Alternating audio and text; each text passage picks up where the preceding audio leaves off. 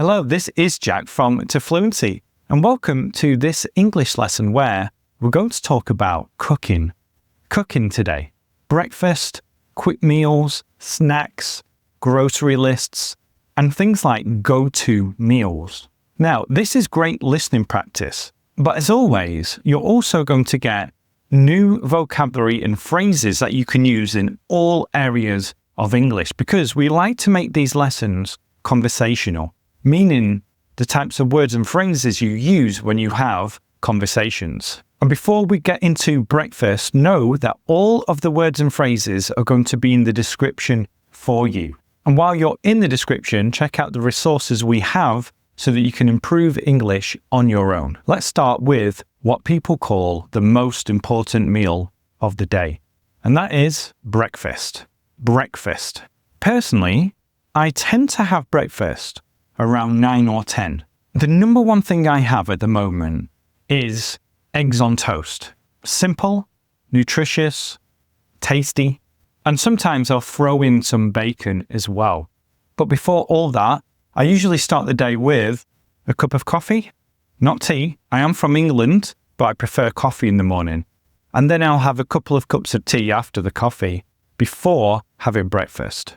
Now, when I was a kid, I used to wake up and the first thing I did was to pour myself a bowl of cereal.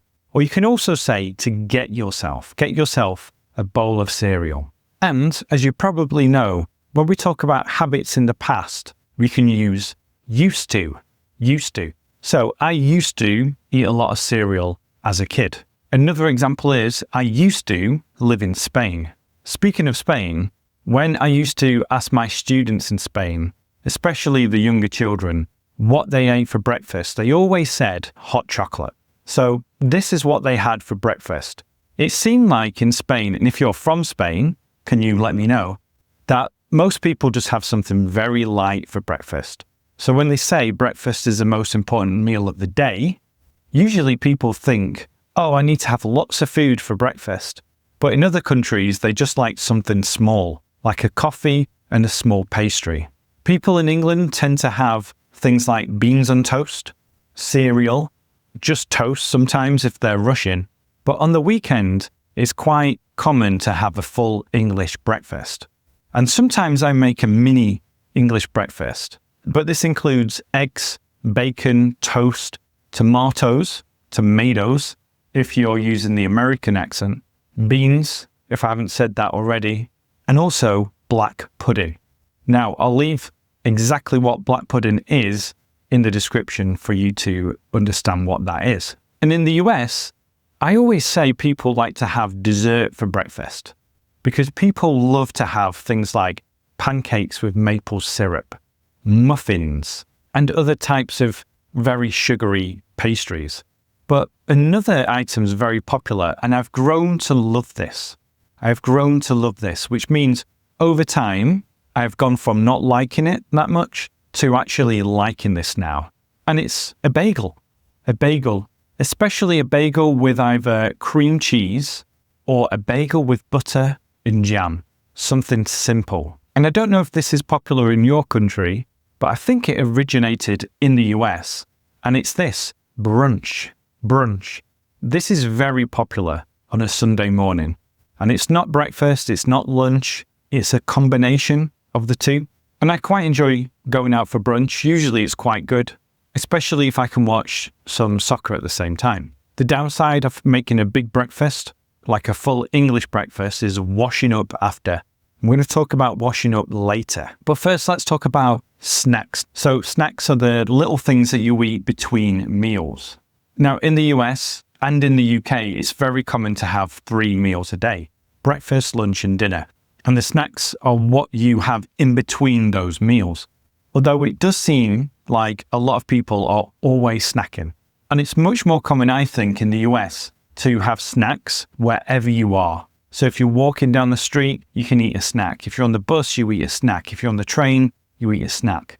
If you're at home, then you open up the pantry and grab a snack. Snacking is big in the US, and I'm not big on snacks, which means I don't tend to eat them that often.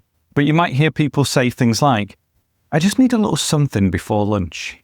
Or I need a little snack to get me through until dinner, which means to help me not to feel so hungry until dinner. Now, the one thing that I will eat if they're in the house are chips, or in British English, crisps. I love crisps.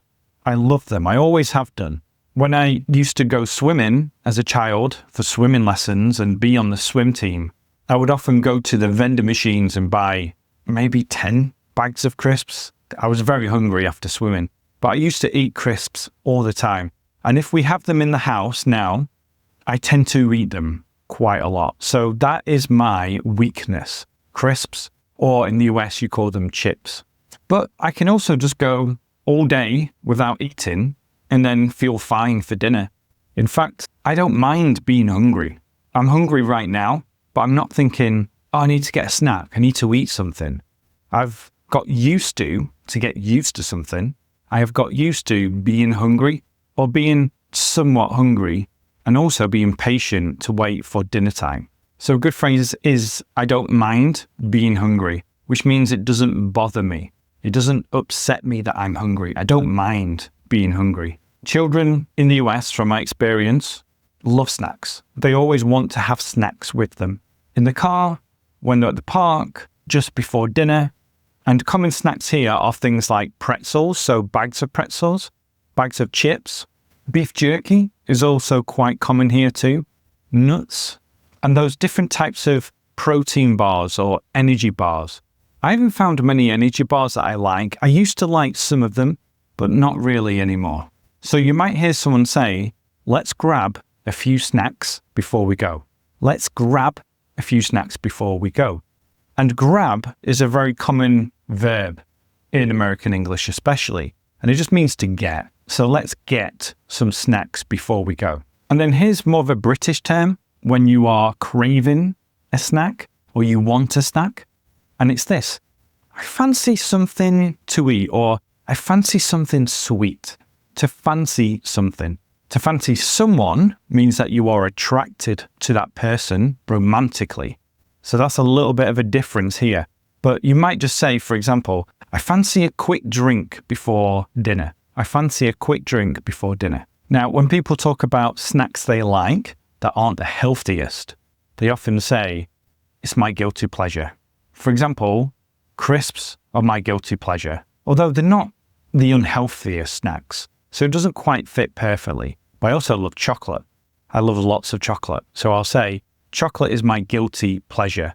It's the one thing that I feel guilty about eating, in a way, but I find it very pleasurable.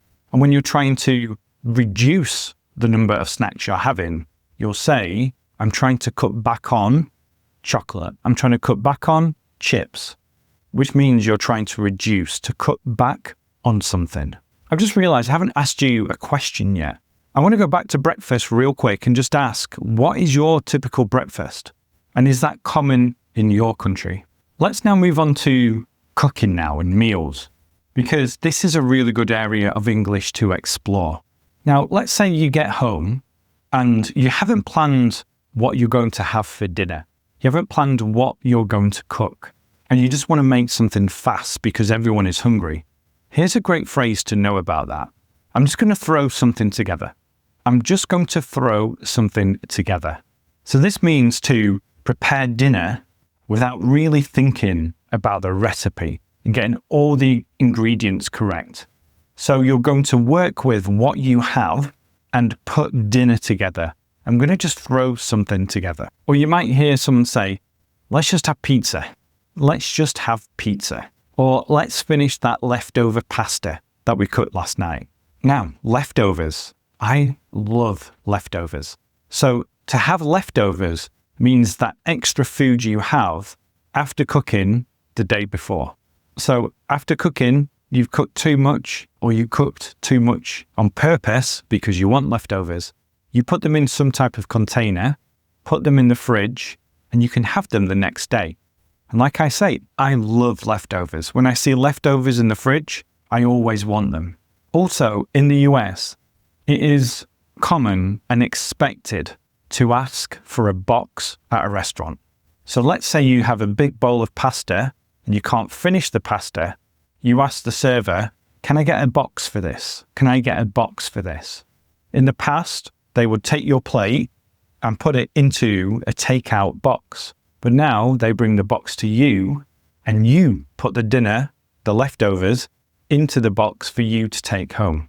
So if you visit the US, in most restaurants, unless it's fancy, you can ask for a box to take the food back with you to have for leftovers the next day. These are my favorite type of leftovers.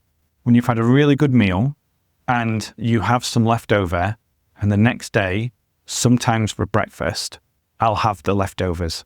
The other thing to do here is becoming more popular again, or very popular in the US, is to use an app to get food delivered. When I was growing up in the UK, you could get takeout quite easy. Now in the British English, we call it takeaway, to get takeaway. But in American English, it's takeout. But this was very easy to do in England, mainly with Indian restaurants and pizza restaurants, where you call the restaurant, you place an order over the phone, they deliver it to you, and then you pay them when they arrive. Nowadays, you can use apps on your phone, and the delivery fee isn't too much. Now, sometimes people will order a coffee to be delivered. I've seen people do this, so they'll just want a cup of coffee delivered from a very famous coffee store, and they'll get it delivered to their house, which is very American in my eyes. I don't do takeout that often, but it's always fun when you do it. Now, let's move on to something more elaborate when you are cooking bigger meals. And these are more intentional. And we're also going to talk about our favorite meals to cook. A great phrase here is a go-to meal. A go-to meal. Someone might ask you, what is your go-to meal? What is the number one thing that you like to cook? My go-to meal is either beef stew cooked in a pressure cooker with meat, potatoes, broth, carrots, very rich, or beef pasta, where I make beef in pasta. Sometimes it's sausage pasta, but I really like beef in pasta. It's a little bit like a spaghetti bolognese, but pasta instead of spaghetti. And most of the time when I'm cooking meals, I like to cook with whole foods and from scratch, more or less. Sometimes I like, for example, an Indian sauce in a jar that is all prepared, and you put the sauce over the meat and then you cook it like that. And it's quite quick and it tastes quite authentic, relatively. But a lot of the time when I'm making simple meals, I'll cook from scratch. I don't really like those ready meals in packets, either frozen or in different kinds of containers. Instead, I like to cook in a pan with sauces, with natural whole ingredients. But instant meals are very popular in the US. The frozen section here is really big, and you can get lots of different instant meals that you can cook from frozen. Some of these are pretty good, like family lasagna, to get a frozen lasagna and put it in the oven. If you're watching from Italy, you might disagree with me, but I quite like these. They taste quite good. And they're popular because they're convenient and fast. They're convenient, meaning that it doesn't take a lot of time and energy in order to cook this. Frozen pizza is also very popular here too, where you just take a frozen pizza, put it in the oven, and then it's ready. Again, if you're watching from Italy, you might disagree with me, but sometimes these taste quite good. Now, there's often a debate around rotating meals versus always trying to cook something new. Now, I'm somewhere in the middle. I have my go-to meals. I like to cook the same meals again and again.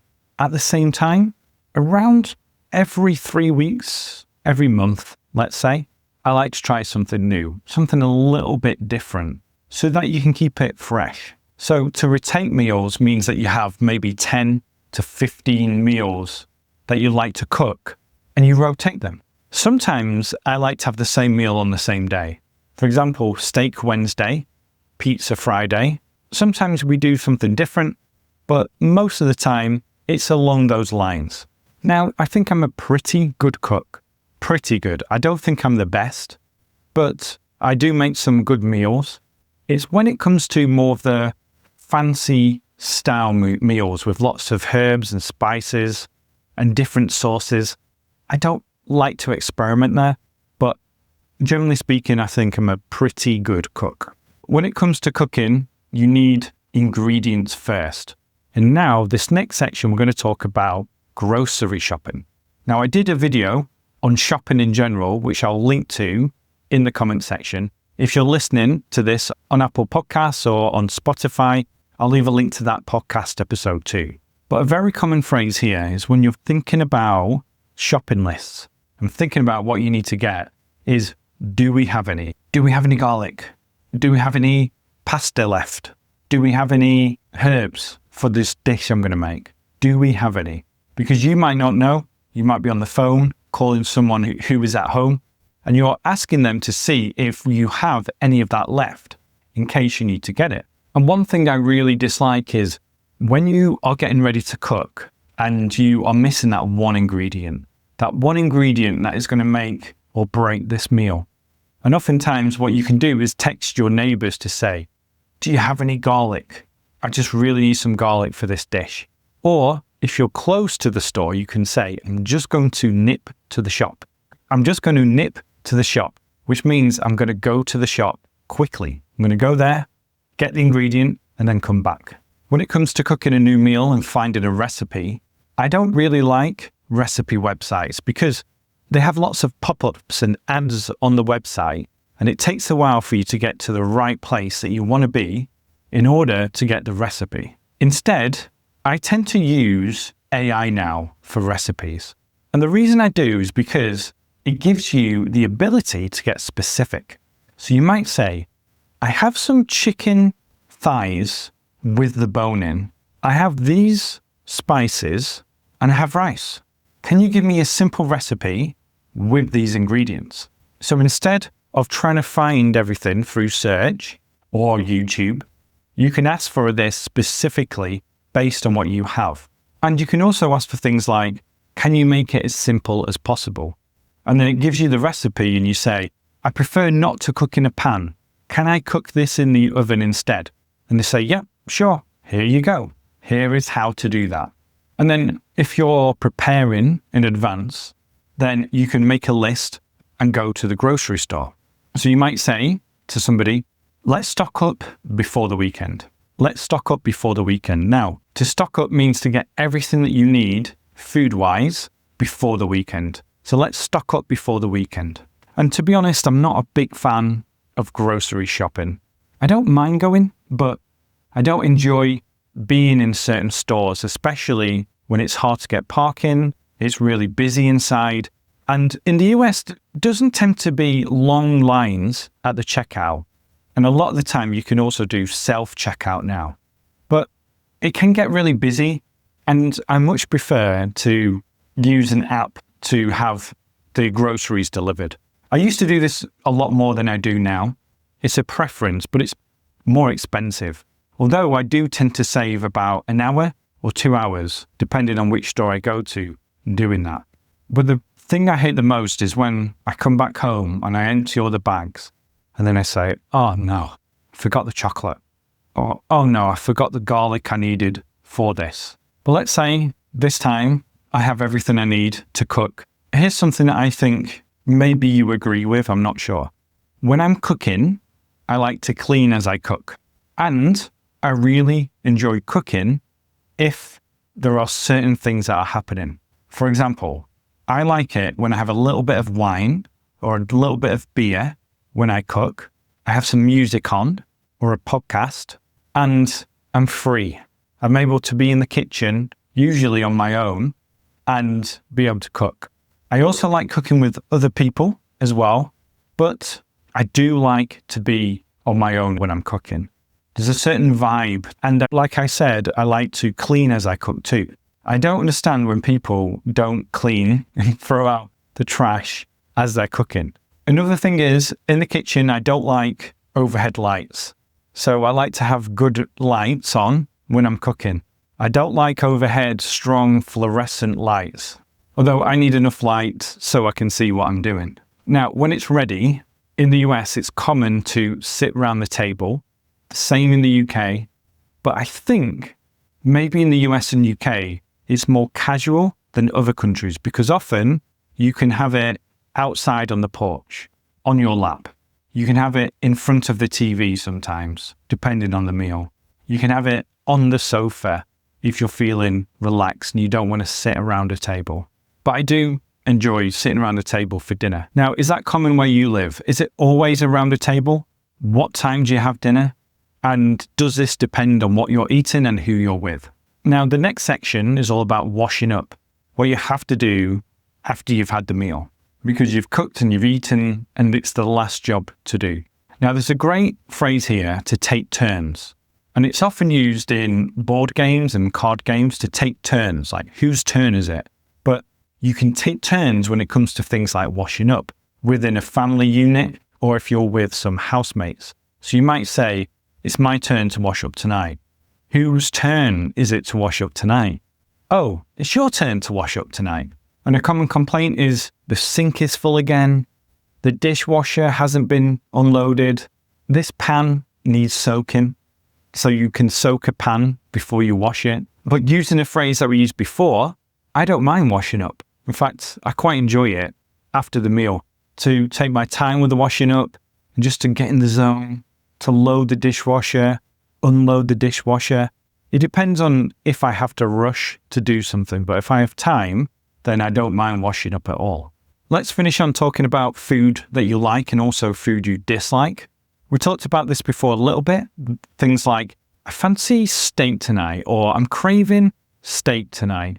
I fancy going out to eat, or why don't we go out to eat tonight? And a phrase I'm sure you've heard other people say before is, it's not my cup of tea.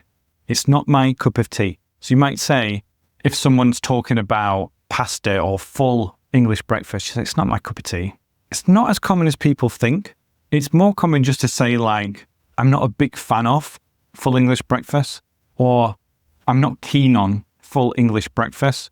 And these two phrases, you're trying to soften what you're saying. Instead of saying, I hate full English breakfast, a lot of the time people will soften it and say, I'm not a big fan of full English breakfast.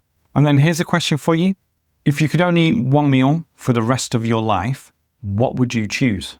Now, this is using a conditional sentence. If you could only eat one meal for the rest of your life, which one would you choose? For me, I think I'm going to go with pizza, which surprises me that I said that. But thinking about it for the long term, yeah, I think maybe pizza. What to do now is to go to the description and get all of the phrases from this lesson, put them in your notebook, write them down, copy them, or use something like Anki to put them into spaced repetition software so you can learn them over the long term. Be sure to share this lesson as well. I love it when people share the lesson with their friends. Click the like button if there is a like button. And also in the description, take a look at the different resources that I have for you for learning English. So thank you for being here, and I'll speak to you soon. Bye for now.